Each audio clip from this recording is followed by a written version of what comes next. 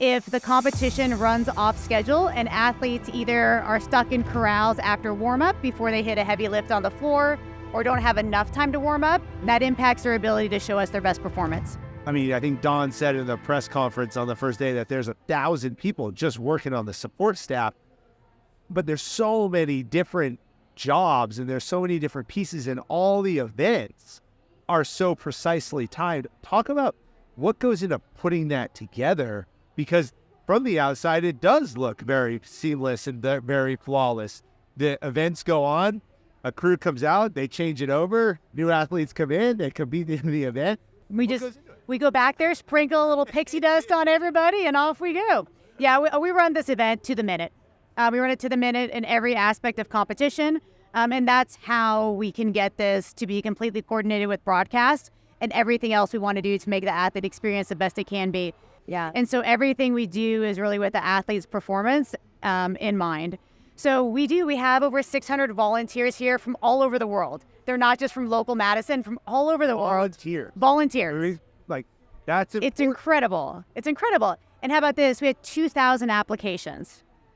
So there's a selection process. Wow. Yes. Be a volunteer. Yes. We have a wonderful woman in Charlotte who does not get enough credit, that manages all of our volunteer applications, including evaluation of volunteers each year, because when we go back, people can work their way up onto our teams based on years of service and how they do and how they're evaluated.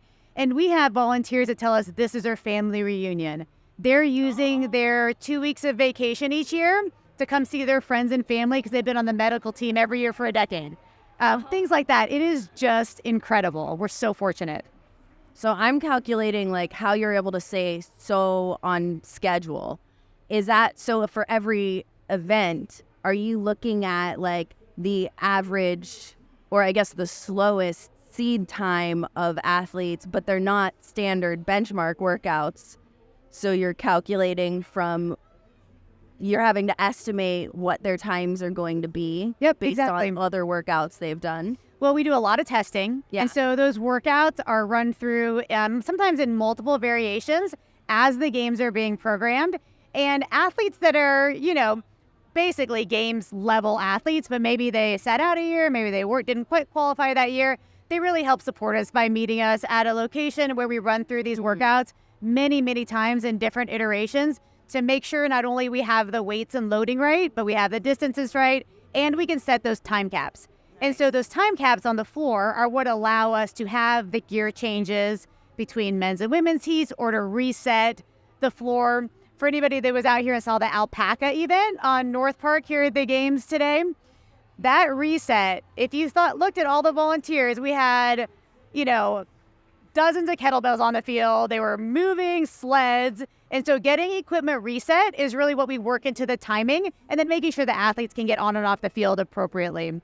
So, and the people that are doing this, they've got it down to a science at this point. So it all comes together and we adjust as we go.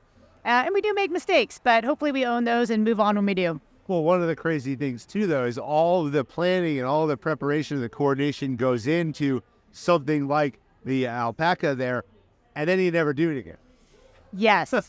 It's like one of the best things and one of the worst things about CrossFit as a sport. It's so cool because not only being part of it as an employee, but as a fan, it's always different. There's always something new, but there's always a little bit of honoring history too. And so whether it's a repeat workout from a previous games or a benchmark workout that the community can completely relate to, those may kind of pop in.